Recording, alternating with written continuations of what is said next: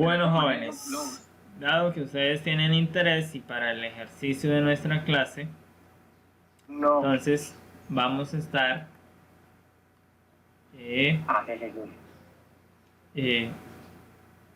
vamos a ver unos cortes de este noticiario.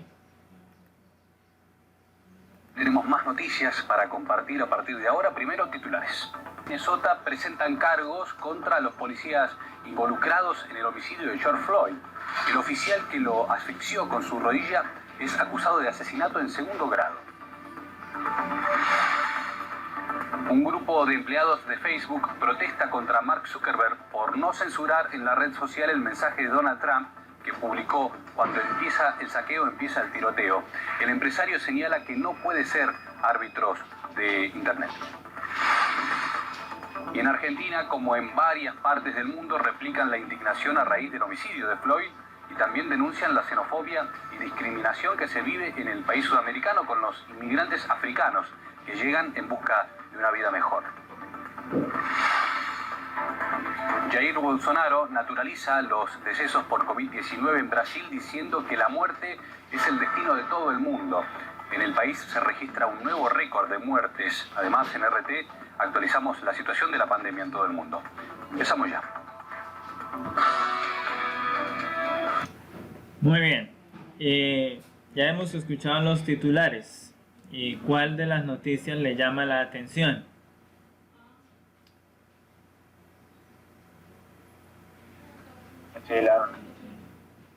¿Ah? ¿Eh?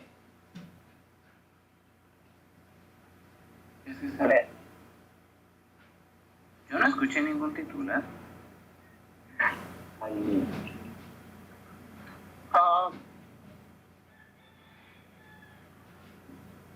¿Y entonces qué escuchó? No hay imagen, pero no tenía sonido. No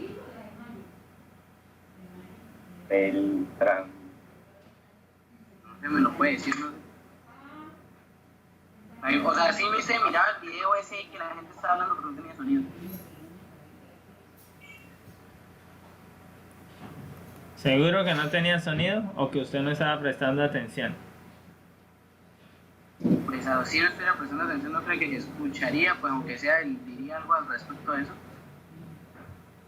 Kevin. ¿Ah?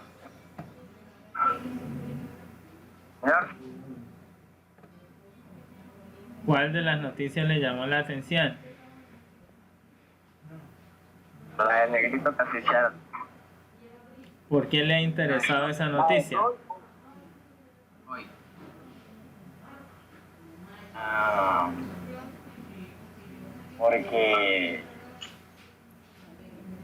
Porque es tendencia mundial. Ok, y en términos de economía, ¿cuáles serían entonces las afectaciones a ser una tendencia mundial?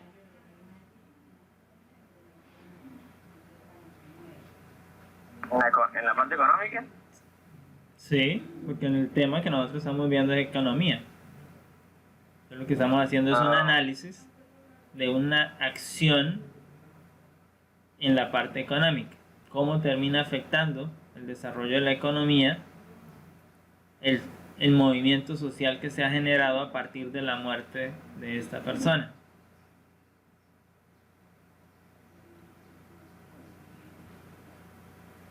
Las protestas. ¿Cómo afecta? Hasta los saqueos. Los saqueos, sí, la protesta también, los que dejan de trabajar para ir a... Ok, muy bien. Se afecta la producción porque la gente deja ir a trabajar. ¿Quién era el que decía los saqueos? ¿Kleiber? Diego, ¿cómo los saqueos afectan la economía? Pues porque, digamos, el comercio no tiene nada que ver con lo que dicen los policías. Llegan como donde, digamos, los vándalos a saquear todo lo que tiene la mercancía, pues obviamente van a afectar. Ok, sí, muy bien. Entonces terminan, los locales terminan en pérdidas.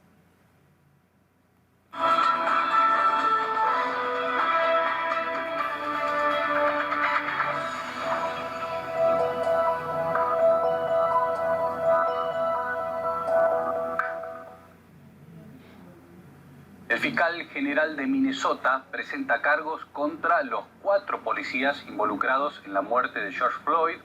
Para uno de ellos fue elevado el rango de la acusación. Los otros 3 serán procesados por ayudar e incitar el asesinato. Primero, hoy he interpuesto la demanda enmendada con los cargos al ex policía de Minneapolis, Derek Chauvin, por el asesinato en segundo grado de George Floyd. Creo que las evidencias disponibles ahora suponen una acusación mayor de asesinato en segundo grado. Estamos de acuerdo tras consultarlo entre nosotros. Segundo, las órdenes de detención hoy fueron emitidas para los ex policías de Minneapolis. Mientras tanto, la ira popular ha envuelto a varios estados en protestas en contra de la brutalidad policial y el racismo. A pesar de que los medios señalan que la situación está mejorando, los manifestantes desobedecen los toques de queda en diversas localidades. Nuestro corresponsal Ignacio Jubilla nos muestra cómo transcurre la situación en la capital. Muchísima gente que se ha ido acercando durante toda la jornada aquí a las inmediaciones de la Casa Blanca, hasta donde lo permite ese cordón de la...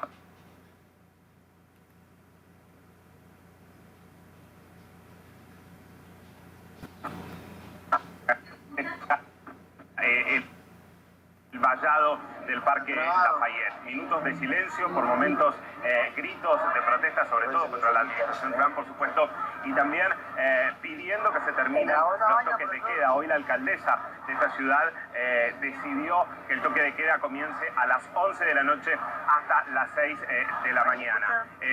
Justamente fue la alcaldesa de Washington, D.C., la alcaldesa Power, la que estuvo durante el día expresando su preocupación por el despliegue de fuerzas que hizo la administración federal. Muchísima presencia de policía, de Guardia Federal, incluso en el monumento a Lincoln, aquí en la Casa Blanca, como decimos. Y bueno, la alcaldesa también estuvo acercándose hoy a los manifestantes a saludarlos en estas inmediaciones y a decir que aquellos manifestantes pacíficos tienen todo el derecho, por supuesto, a protestar. Sin embargo, hay mucha bronca de la gente, mucha furia. Muchos consideran que es una provocación esta del gobierno de Trump de ponerlos cara a cara con tanta presencia policial. Vamos a escuchar lo que dicen los manifestantes. Esa es la fuerza policial que se supone que va a proteger a las personas. Ellos no lo hacen. Es más probable que las personas negras sean arrestadas de 2,5 a 3 veces más. Esto no es protección. Porque esa persona que vive en esa casa, él tiene miedo de nosotros. Él sabe que nosotros tenemos un gran poder, un gran poder. Y el distanciamiento sobre las declaraciones de Trump no vino solamente de parte de la alcaldesa de Washington, sino también del propio jefe del Pentágono. Mike Esper declaró abiertamente hoy que no está de acuerdo con el uso de la fuerza militar o la aplicación de una eventual ley de insurrección, una ley de 1807 aquí en los Estados Unidos. Escuchemos por qué decía esto el secretario de Defensa y cuáles son sus argumentos. La opción de utilizar las fuerzas de servicio activo como elemento de seguridad solo debe llevarse a cabo como último recurso y solo en situaciones muy urgentes y extremas. Ahora no estamos en una de estas situaciones. No apoyo invocar la ley de insurrección. Las consignas en esta sexta jornada siguen siendo las de siempre. Black Lives Matter, las vidas de los afroamericanos importan. Ya no podemos respirar, no nos disparen, y aunque no encuentren un eco por parte del gobierno federal, estos reclamos por el momento, la gente sigue en las calles y dice que así va a ser en los próximos días. Vamos a compartir un resumen de las distintas protestas que tuvieron lugar en los Estados Unidos en las últimas horas de costa a costa.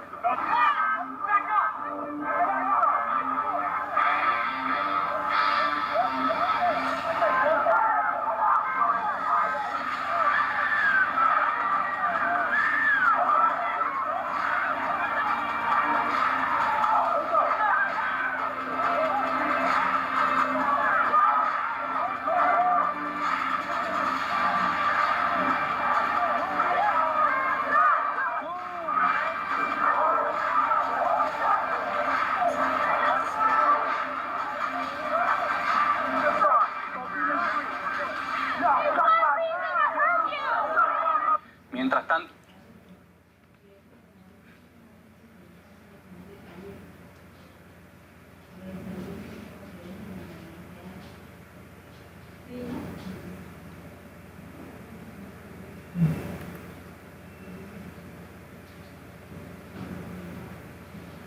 Carol.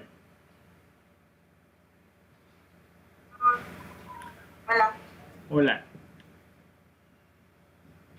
Teniendo en cuenta que Estados Unidos hace 2 semanas atrás estaba iniciando un proceso de reactivación económica y que para este momento debería estar aportándole al país, ahora esta ola social está paralizando nuevamente al país. ¿Cuáles serían las implicaciones?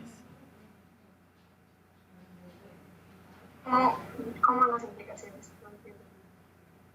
Sí, estamos hablando de que Estados Unidos está en una reactivación de la economía y ahora vienen una cantidad de manifestaciones. ¿Cuáles son las implicaciones? Ok. Pues, o sea, en primera, la economía de Estados Unidos va a caer. ¿Por qué? Porque se está dañando toda la ciudad. Porque las manifestaciones han sido muy, muy, muy brutales. Entonces se están quemando cosas, y es, por ejemplo, lo que pasó aquí mientras hubo las manifestaciones en Bogotá y en eso que fueron las más pesadas. Lo que se hizo fue simplemente dañar prácticamente el recurso público y no se llegó a nada. Entonces lo que genera es que nosotros tengamos, o sea, se van a abrir más impuestos para pagar todos estos daños. Además de que pues en estos momentos con la pandemia pues, no se puede hacer mucho y Estados Unidos es es el epicentro más grande en este momento. Con la pandemia y ahorita están desobedeciendo todo. Entonces pues yo realmente pienso que tal vez podría llegar como a ver de nuevo la Gran Depresión en Estados Unidos. Ok, gracias. Paula. Sí, profe. ¿Cuáles serían, bueno, ya Carol nos habla de las implicaciones que tiene a nivel nacional? Vimos el caso de que hay un distanciamiento en la línea de liderazgo, de gobernabilidad entre la alcaldesa de Washington, que es donde está la sede del gobierno federal, de la presidencia de Donald Trump, y se está separando, no va en la misma línea. ¿Cuáles son las implicaciones para la ciudad y para la economía? Pues pienso que va a haber como una lucha social, porque siendo la alcaldesa quien dirige la ciudad, entonces ella va a estar en contra de unas cosas y el gobierno va a estar en contra de ella. Entonces, así como lo que pasó con la alcaldesa de Bogotá y Duque, que Duque decía una cosa y la alcaldesa decía otra. Entonces, ¿qué implicaciones económicas? Pues pienso que sí, también como Carol, que va a caer. Creo que ya. Ok.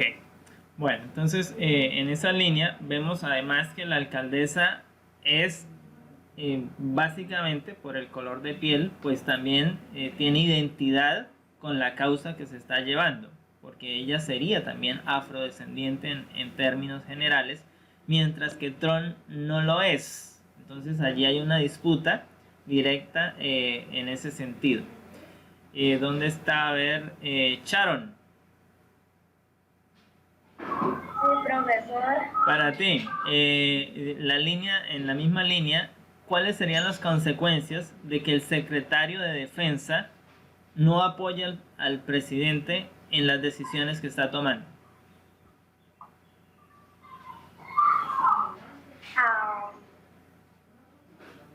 ¿Cuáles consecuencias? Sí, ¿cuáles son las consecuencias si el gobierno dice necesito toda la fuerza pública para repeler la protesta y el secretario de Defensa dice que no está de acuerdo?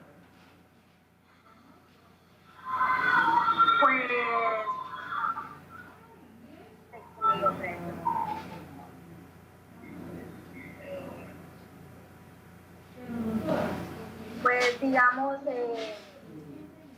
las personas pueden ser vulnerables al presidente, ya que pues no lo están apoyando, digamos, el secretario en las decisiones que él está tomando y puede haber más caos por las protestas que se están haciendo. Entonces, las protestas pueden llegar a generar más problemas porque no se controlan. Ok, entonces tú estarías en acuerdo con Trump o con el secretario de Defensa.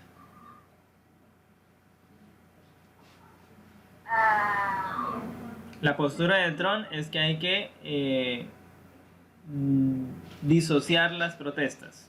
La postura del secretario es que no se puede usar la fuerza pública para atropellar al pueblo.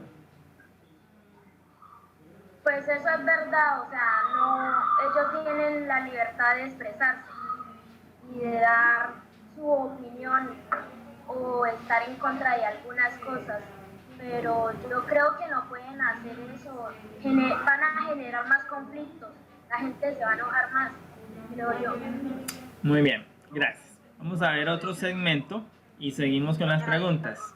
Los que no les he preguntado, preparen porque seguirá en lo siguiente en la lista. ¿Puedo aportar algo respecto a eso? Opine mientras publico. ¿Sí o no? Opine mientras le damos play. Gracias por dejarme cortar. Yo no le he cortado, le he dicho que opine mientras le doy play. Ya no quiero.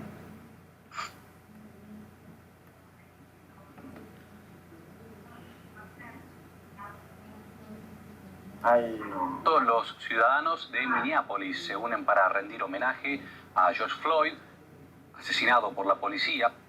La ciudad de St. Paul, el centro de la ciudad de St. Paul, iglesias, templos, oficialías, escuelas públicas, vecindarios y comunidades se han volcado a las calles para establecer la conversación, hablar del problema y buscar soluciones para cambiar ese llamado, ya oficialmente llamado racismo sistemático que se ha dado no únicamente en los últimos años, sino en las últimas décadas y siglos aquí en los Estados Unidos.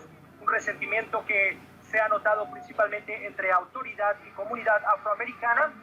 Esto que estamos presenciando el día de hoy es una celebración a la vida, una oportunidad para la comunidad de todo el estado de Minnesota, para la comunidad internacional que también ha venido, de reconocer el problema, de reconocer al racismo y poder tener o tomar un minuto para reflexionar y reconocer cuáles serán esos cambios que todos individualmente y en grupo tenemos que hacer para erradicarlo.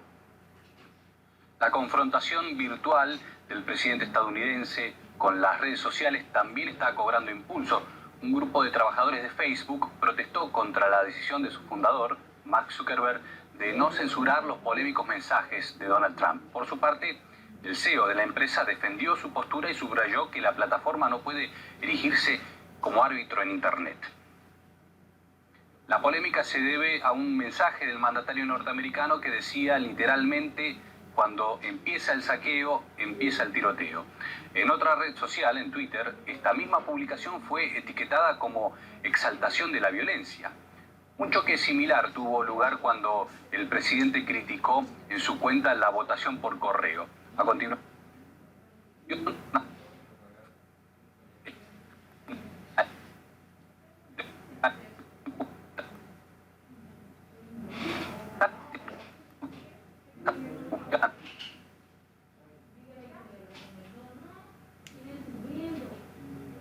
Iván García Hidalgo y el presidente de la organización Vamos Unidos USA, Juan José Gutiérrez. Todo han tratado de hacer para tratar de derrocar, destituir, hacerle un golpe pesado a un presidente debidamente elegido simplemente porque no comparten su opinión. Y ese es un problema. Ahora las redes se han metido a la pelea.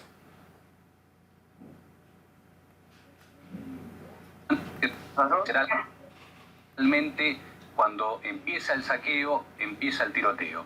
En otra red social, en Twitter, esta misma publicación fue etiquetada como exaltación de la violencia. Un choque similar tuvo lugar cuando el presidente criticó en su cuenta la votación por correo. A continuación, Donald Trump firmó una orden ejecutiva destinada a eliminar algunas de las protecciones legales con las que cuentan las redes sociales. Para analizar este asunto hemos conversado con el analista republicano Iván García Hidalgo y el presidente de la organización Vamos Unidos USA, Juan José Gutiérrez. Todo han tratado de hacer para tratar de derrocar, destituir, hacerle un golpe pesado a un presidente debidamente elegido, simplemente porque no comparten su opinión. Y ese es un problema. Ahora las redes se han metido a la pelea.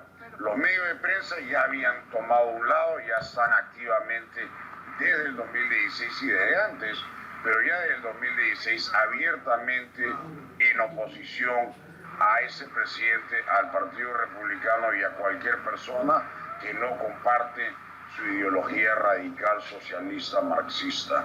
Y eso es lo que está pasando. Ahora los medios sociales, Jack Dorsey empezó en Twitter, parece que Zuckerberg también. Eso no es ninguna hace años, donde han admitido y se ha comprobado de que hacen lo que es shadow banning, lo que esconden tweets y posts de diferente gente, bloquean a otras, pero nunca a los izquierdistas. Todos sabemos o debemos de saber que en los Estados Unidos la Constitución garantiza el derecho a la expresión libre, libertad de expresión. Pero por otro lado, ¿verdad?, este derecho no es absoluto y así lo ha establecido desde 1919 la Corte Suprema de los Estados Unidos, donde estableció en principio que el derecho a la libertad de expresión no incluye el derecho a incitar, a motivar o a estimular acciones que le puedan causar daños a terceros. Entonces, ahorita la esencia del problema que tenemos en medio de esta ola de violencia y de manifestaciones por toda la nación en contra del racismo institucional en los Estados Unidos lo causa una Twitter del presidente Donald Trump. Y la administración Trump no escatima calificativos para los manifestantes en Estados Unidos, delincuentes, saqueadores, e incluso se les acusó de causar actos de terror doméstico.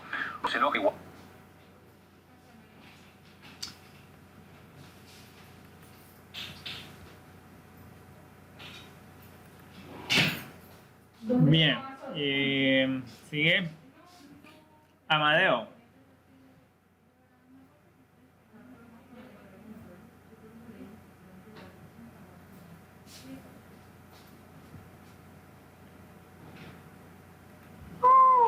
Amadeo. Señor. Bien, la frase publicada, o el Twitter que publica Trump en su cuenta, se traduce para nosotros como que cuando empieza el saqueo, empieza el tiroteo. Empiezan los tiroteos. ¿Qué tiene de fondo? No me puedo volver a repetir, es que se como que se cortó. La frase, el Twitter de Trump, cuando Sí. empieza el saqueo, empieza el tiroteo, ¿qué significa realmente? ¿Qué entiendes? Pero es como una forma de decir que cuando hay una manifestación así y todo eso, pues que puede haber una masacre, ¿no? ¿Me estás preguntando o me estás explicando? No, sí, pero me estoy diciendo, o sea, lo que Trump quiso decir ahí fue que llega de otra manifestación, así que los policías tienen derecho a matar personas, esto es como lo que ellos quieran. Ok, gracias, muy bien. ¿Alguien más? Pues para allá a la de la panadera. ¿Quién va a hablar? Hablo. Que cuando empieza pues el saqueo, lo que dice ahí cuando empiezan los disturbios, o sea que él no va ni corto ni perezoso a utilizar, o sea, cuando empieza el saqueo empieza el tiroteo, o sea, como, o sea, si empieza la revuelta, lo que sea, él va a tomar el poder, la policía, no sé, como decía el ministro ese de defensa, para controlar todo, porque pues él no puede dejar de que, o en mi opinión, que el caos se desate porque, no sé, como que no tendría control absoluto ante toda la población, o no sé, o sea, sería muy difícil. Entonces él no quiere que lo sumisen, sino dejar sumisa a la gente para que se pueda decir lo que manda, ¿no? O sea, y no quiere, o sea, por ser la potencia, no sea una de las potencias, pues no quiere tampoco perder su poder o algo así. Muy bien. Creo yo. Gracias. Muy bien. Kleiber.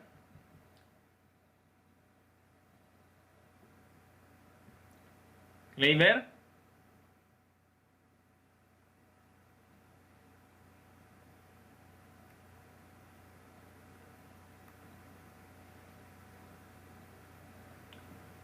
Entonces, Joan.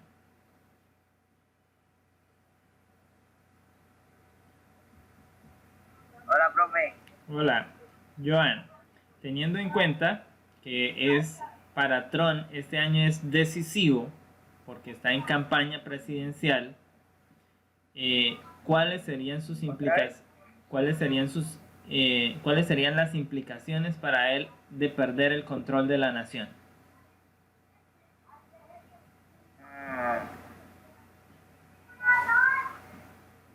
Repítamela de nuevo, que escuché como entrecortado y no entendí bien. Teniendo en cuenta que Trump tiene un año decisivo porque está en campaña electoral, ¿cuáles son las implicaciones para él de perder el control de la nación? Pues pienso que perdería mucha, como al perder el poder perdería también como las personas ya no, o sea, pensarían que él ya no es capaz con el país de gobernarlo como se debería gobernar una potencia como esa, entonces ya no podría volver a ser presidente. Ok, correría riesgo su reelección. Laura, gracias.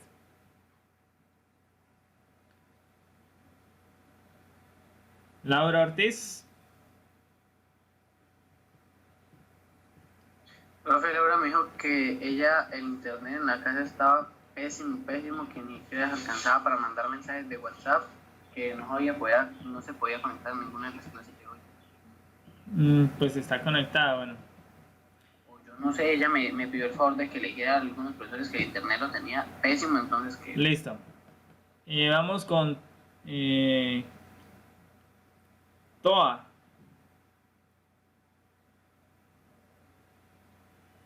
Hola, profesor. Hola, ¿cómo estás? Bien.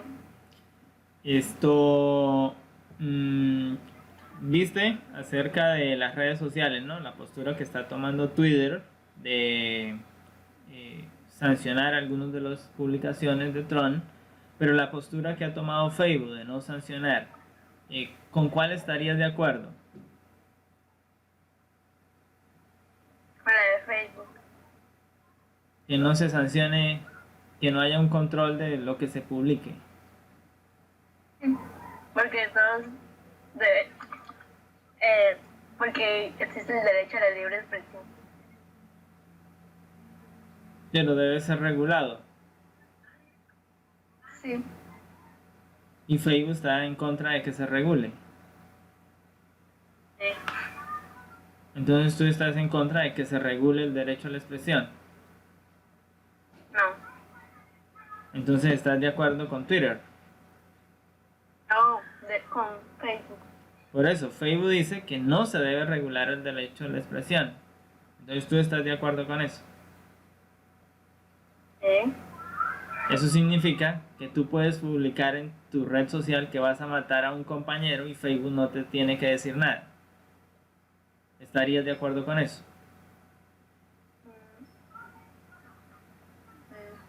Sí. Ok.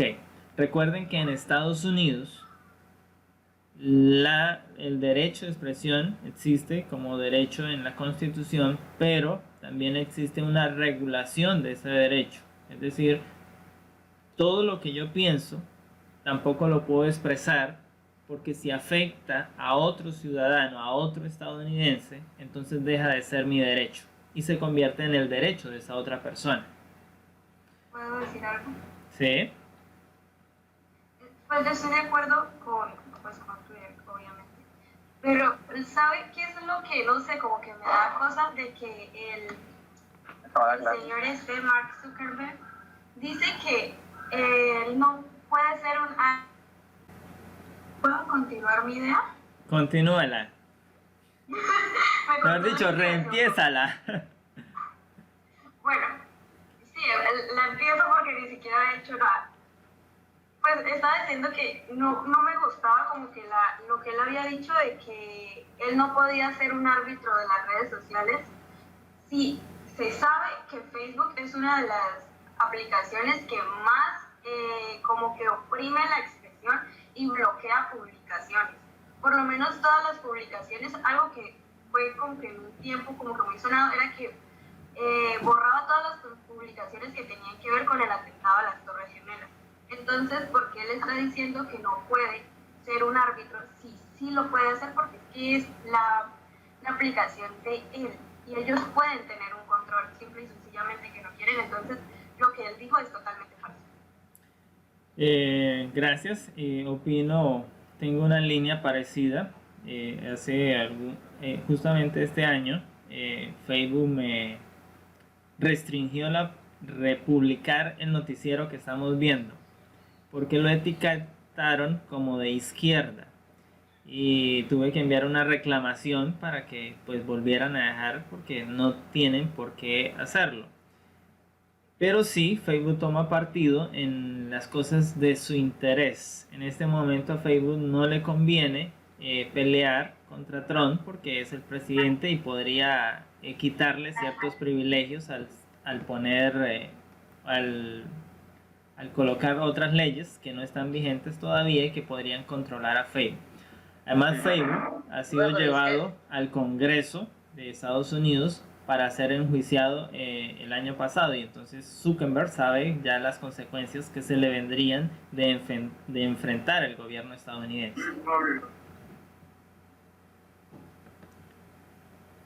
Ok, vamos a ver la siguiente sección. Es que en sí Facebook lo que trata de regular son las noticias falsas, de que no se propaguen, o lo que se tiende a decir como falso para que no lo propague. Entonces él como que, o sea, yo lo que digo, que él, al no estar de acuerdo, lo que yo pienso, lo que opino, es que como él trata de que esto no sea falso, o sea, que como, no sé, tal vez quiera también que conozca la verdad de muchas cosas, o no sé. Porque él, ahorita leyendo acá lo que de Mark Zuckerberg, lo que él dijo, que él es el que se da vuelta.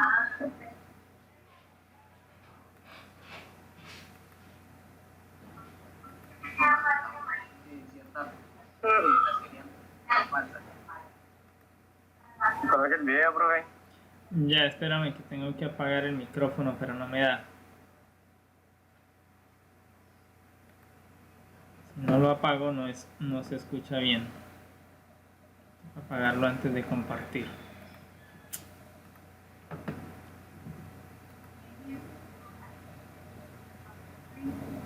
De terror doméstico.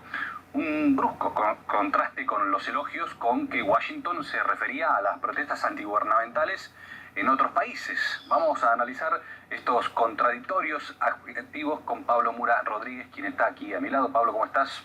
Hola Nicolás, hola a todos. Bueno, ha sido bastante criticada la retórica, la estrategia comunicacional del gobierno de Estados Unidos respecto de las protestas que se están dando en su país y lo que ha sucedido alrededor del mundo. La última muestra de esto es justamente la conmemoración de la plaza de Tiananmen, de las protestas que se dieron en 1989 en China, y desde el Departamento del Estado dice que honran a los valientes, al valiente pueblo chino, ¿no?, cuyas llamadas pacíficas a la democracia llegaron al final violento cuando se encuentran con el Partido Comunista Chino. Entonces habla mucho de libertad, de que son valientes, mientras tanto en Estados Unidos, como se llamen, no pasa lo mismo. No debería pasar, ¿no? Exactamente.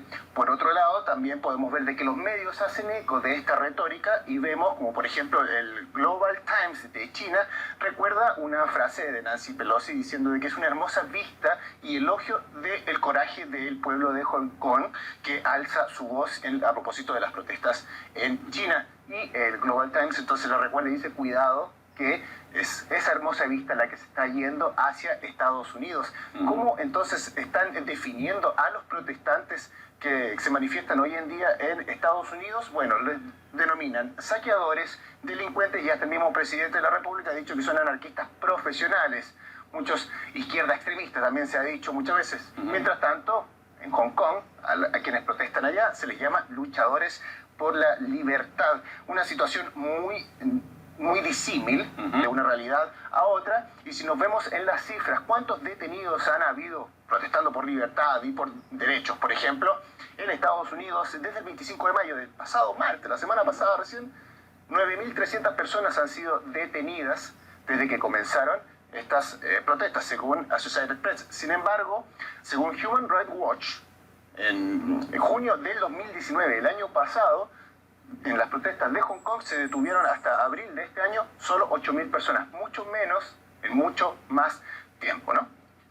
Este doble discurso de Estados Unidos se ve en otros casos también, ¿no? Claro, no es el único país donde se dirige esta retórica, sino que también a otros países, como por ejemplo en Venezuela. Ya todos conocemos la fuerte hostilidad que hay por parte del gobierno de Donald Trump al gobierno de Nicolás Maduro, y vemos de que en las protestas de apoyo a Juan Guaidó, el presidente Donald Trump dice de que el pueblo de Venezuela está en pie por la libertad y la democracia. Estados Unidos lo apoya a esos protestantes en ese momento. Algo similar a lo que sucedió en Irán, justamente, cuando mucha gente salió en protestas por el alza de combustible y que después derivó en protestas hacia el gobierno directamente. En ese momento fue el mismo Donald Trump, el presidente de la República, quien dice que el país, Estados Unidos, apoya al valiente pueblo de Irán que protesta por su libertad, ¿no? Algo similar a lo que había pasado antes. Y también podemos ver ya en el 2013 en Ucrania, con las protestas que se estaban dando en Kiev, ¿no? En la plaza, el Maidán, donde Victoria Nuland, la ex portavoz del Departamento de Estado de Estados Unidos, regalaba pan y galletas a los manifestantes, mientras en Estados Unidos son considerados delincuentes, anarquistas y extrema izquierda. Es por eso que muchos analistas han dicho de que Estados Unidos no se encuentra en condiciones de hablar de derechos humanos y de reclamos de derechos humanos en otros países, así que primero no revisa su propio país. Gracias, Pablo, por la información. Y vamos a escuchar la opinión del periodista Andrés Tomás Conteris, que dice que la rebeldía que vemos en las calles de Estados Unidos demuestra que el problema del racismo es estructural. La realidad en Estados Unidos.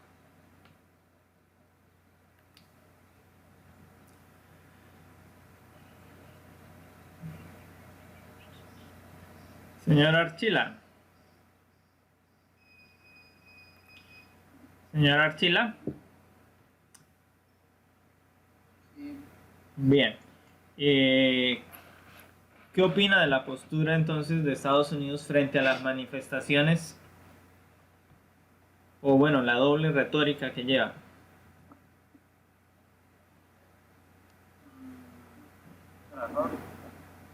Pues no sé, que muy hablando ahí lo que decían de los derechos humanos, o no sé, que empezamos por primero, que mirando las manifestaciones que se hicieron en Hong Kong, bueno, lo que estaban hablando ahí, la comparación que hacían de las dos manifestaciones, el tiempo de la primera y el tiempo de la segunda, que el tiempo de la de Hong Kong fue un tiempo muy grande, el tiempo grande a comparación del que hubo ahorita desde finales de mayo hasta ahorita, hasta este tiempo, la detención de personas por intentar, o sea, su libre expresión, llegar llegar a la libre expresión, lo que querían obtener, o sea, estaban, por así decirlo, yo creo ahí es violando los derechos humanos, porque no dejan que pues las personas se expresen. Y trauma ahí, bueno, es lo que decía lo último del noticiero, que él preocupándose por los derechos humanos de otros países que lo estaban violando, que primero mirara el suyo, que pues estaba afectado en gran manera, o sea, que no hablara de derechos humanos de otros países si no había revisado ni el de él. Muy bien, gracias. Amadeo, ¿querías complementar? Señor. Cuéntanos. Profe, que las personas, o sea, que hacen protestas en Estados Unidos, el presidente los llama que son anarquistas y que son de la izquierda, y pues que últimamente han habido muchos arrestos allá en Estados Unidos por las protestas. Entonces que Estados Unidos no tiene derecho a hablar, pues no tiene derecho a hablar de sobre otros países, así que los apoyan como Venezuela, Irán y todos los países. Muy bien, gracias. Entonces, como hemos visto, la postura de Estados Unidos tiene dos caras. Cuando ocurre fuera de su país, está de acuerdo con las protestas. Pero ahora que las protestas están ocurriendo en su país, no está de acuerdo. Esa es la gran realidad que tenemos. Vamos a ir a ver el último segmento que quiero que podamos apreciar. El vuelo ha sido organizado por la Asistencia y la Agencia Federal de Transporte Aéreo y el Ministerio de Relaciones Exteriores de Rusia. A bordo se encuentran más de 160 ciudadanos de Cuba, Brasil, Argentina y Chile. La capacidad de la aeronave permitirá repatriar a Rusia hasta 500 personas. El avión efectúa varias escalas para recogerlas en distintos puntos. Su regreso a Moscú está planeado para el 6 de junio. En España, el Congreso de los Diputados ha aprobado la sexta prórroga del estado de alarma. Durante la sesión no ha faltado el cruce de reproches y acusaciones. Los líderes del Partido Popular y de Vox han cargado contra el gobierno de Sánchez por autorizar las marchas feministas del 8 de marzo, al comienzo de la crisis sanitaria. Se ha atrevido a abrir a esta tribuna a gritar «Viva el 8 de marzo». En este contexto es tanto como gritar «Viva la enfermedad y viva la muerte». Decir viva el 8 de marzo es el grito de rabia de un boxeador sonado o la jaca de un equipo noqueado. El problema no es el feminismo. El problema es la mentira y la provocación, señor Casado, señora Abascal y señor Casado. No usen el COVID como excusa porque a ustedes nunca les gustó la igualdad de género, ni antes ni después de la pandemia del COVID.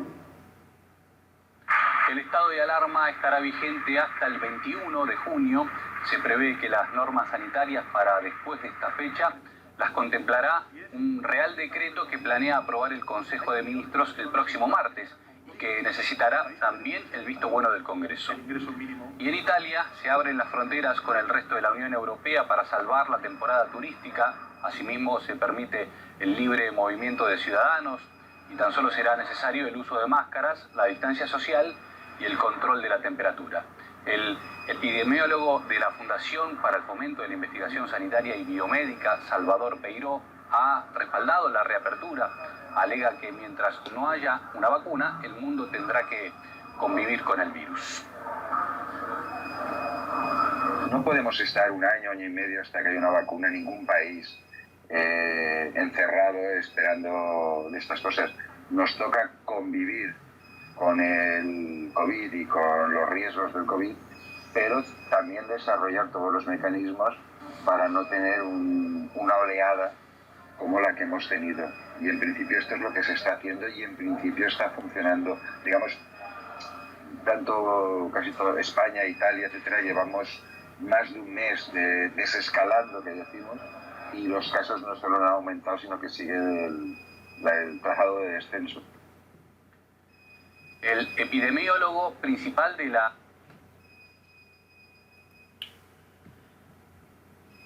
Bien, como vimos en este segmento, los países europeos siguen haciendo procesos para desescalar. Ahora que llega la etapa de verano en ellos, pues la siguiente etapa es abrir el turismo para que la economía se reactive. Entonces se han quitado las restricciones en las fronteras y esto es importante. Empiezan a haber viajes interregiones entre países allí y eso permitirá el crecimiento. Quiero recomendarles que ustedes puedan ver el otro video que está adjunto en el Classroom, que es de 12 minutos, que es de economía, que no alcanzamos a ver acá, para que podamos comprender el contexto y con ello estaríamos terminando la temática. Así que dentro de 8 días pues no necesitaríamos conectarnos ya, tendrían libertad libre porque ya pues terminamos con hoy la temática. Nos queda pendiente entonces el examen periódico que ya pues estará asignado según calendario que publiquemos la otra semana. ¿Ya acabamos todos los temas? Ya cubrimos todos los temas. ¿Cuál? Profe, ¿cómo se va a hacer el examen? En línea. Me va la caja. Profesor, ya sabemos que se va a hacer en línea. Y entonces, No hace falta que me lo recuerde. Estamos hablando de que, ¿cómo lo van a hacer? Por, o sea, ¿cómo se llama? O sea, hablado, no sé, verbal, o va a ser por, como los exámenes de Google que ustedes... ¿Oral o en línea? en línea. En línea, con tiempo, con contrarreloj, para que lo entienda, es decir, contra el tiempo. ¿Cuánto? O va a ser de selección múltiple, así como se hacen los de Google. Como... A ver, Google no solo tiene selección múltiple, tiene muchas herramientas para hacer un examen. Abiertas también hay, pero no, solo conozco las preguntas cerradas y las abiertas. Achila, ¿usted sabe cuál es la estructura de los exámenes del profesor? Pues sí, Gracias, Sharon, por recordárnoslas, son muy buenas. Y Google me ha dado unas ideas geniales para perfeccionarlas. Profe, yo no conozco la estructura de sus evaluaciones. ¿Nos podría decir? Más o menos están diseñadas para hora y media. Tienen análisis de lectura, tienen de todo lo que vimos en el periodo, le puede salir cualquier pregunta. Así que usted tiene que, a la hora de estudiar, pensar qué se le va a ocurrir al profesor preguntar para corcharme. Pero no es esa la intención, sino para probar sus conocimientos. La idea es que usted haya aprendido, pero sí hay algunas preguntas que para algunos se tornan difíciles porque no prestaron atención o no repasan. Yo les recomiendo que repasen. Le tengo algo por usted. ¿Qué opina según lo que el comentario que hizo Anonymous, que todas las personas nacen como genios, pero el gobierno los maneja como ellos quieren, y pues el sistema educativo pues que están dando, pues ¿qué opina usted al respecto de eso? Bueno, usted tiene el privilegio de estar en un sistema educativo un poco diferenciado del sistema, es decir, donde a usted le enseñamos a pensar, le enseñamos a tomar partida, a ser crítico y a no comer entero. El sistema educativo general sí está estructurado con el sistema y se perfila para que usted no piense. Pero, pues sí, a no pensar, pero ¿qué opina usted de que no dejan, por ejemplo, a un muchacho, no sé, expresarse o meterse, no sé, por el enfoque que él quiere, sino como que el colegio le gusta como todo y usted mira que escoge, ¿no? O sea, así como que y lo maneja como él decía, que las personas que no investiguen fuera de lo que les dice el colegio se van a quedar como personas ignorantes que la van a manejar como quiera el gobierno. Eso es una realidad y por eso es que nosotros les insistimos a ustedes, no solo coma entero lo que el profesor le está dando, instrúyase. Recuerde, 1 hora, el sistema que tenemos de educación funciona así, 1 hora en el aula o 1 hora virtual y usted tiene que compensar con 3 horas. Pero como el sistema está diseñado y que usted es pobre, mediocre, pues usted no va a usar sus 3 horas para investigar, así que se va a quedar con lo que le demos. Eso es lo que plantea el sistema. ¿Usted cree que lo que quieren que veamos? Porque ustedes, o sea, eso es, nosotros venimos a este mundo formateado, ¿no? O sea, el gobierno, o sea, la educación simplemente lo que quiere que aprenda nada más a restar, pues solo le enseñan a restar. Si quiere que solo aprenda a sumar, le enseñan solo a sumar. ¿Sí me entiende? A eso es a lo que me refiero. Que ellos, o sea, le vi mucho sentido a lo que él dijo, porque desde pequeños nos enseñan lo que ellos quieren que aprendamos. Porque no desde pequeños usted, por ejemplo, aprendió a leer y usted mira qué es lo que aprende o no, sino que ellos dicen, no, todos van a aprender. O sea, mira que desde siempre, desde comienzos, todos aprenden a sumar, a multiplicar, a restar y así. Recuerde que la educación es el mejor modelo para controlar las mentes. Mi pregunta es por qué las personas, por ejemplo, como Mark Zuckerberg, que han entendido así, por qué se salen de un estudio o alguna cosa, o no sé, o sea, por qué siempre, o sea, visto que las personas, no sé, como que no estudian, no sé cómo decirlo. A ver, es muy diferente tener dinero y poder hacer lo que le da su real voluntad la gana a no tenerlo. Resulta que la educación a usted, el sistema le dice, si usted trabaja y tiene dinero, pues puede hacer lo que quiera, puede invertir. ¿Para qué va a estudiar si puede aplicar? El estudio no es el único medio para llegar al conocimiento, el estudio no es el único medio para generar empresa. Exacto, o sea, lo que yo me refiero es que el modelo de estudio está del mismo modo en el que estaba muchos años antes en el que solo lo único que había que hacer era estudiar, trabajar y pues con los trabajitos, o sea, ni siquiera ha cambiado nada. La verdad no tengo las bases completas o no sean necesarias para defender mi postura, entonces no podría hablar porque de cualquier forma usted me la va a refutar y no tengo que defender mi postura. Cuando tenga las bases necesarias, la debatiremos o alguna cosa que ya me estoy preparando porque este tema, la vez pasada llamaron a mi mamá porque yo lo expuse en una clase y me dijeron que yo estaba loco. Es normal. Llamaron a mi mamá y eso me pareció una falta de respeto que ellos llamaron a mi mamá al colegio para hablar con ella porque yo creía algo respecto a eso. Que fue en octavo, creo. Entonces desde ese momento pues dije que, y ahorita que salió esto de Anónimo, yo bueno, entonces si no lo pienso solo yo y si salió por ahí pues algo entonces. Bueno, creo que vas a llegar tarde a la siguiente clase. Okay. Bueno chicos, entonces como les digo, muchas gracias. Prepárense para el examen. Dentro de 8 días pues no tendremos encuentro sincrónico. Usen ese tiempo para repasar, para preparar su examen. Un feliz día, el Señor les bendiga.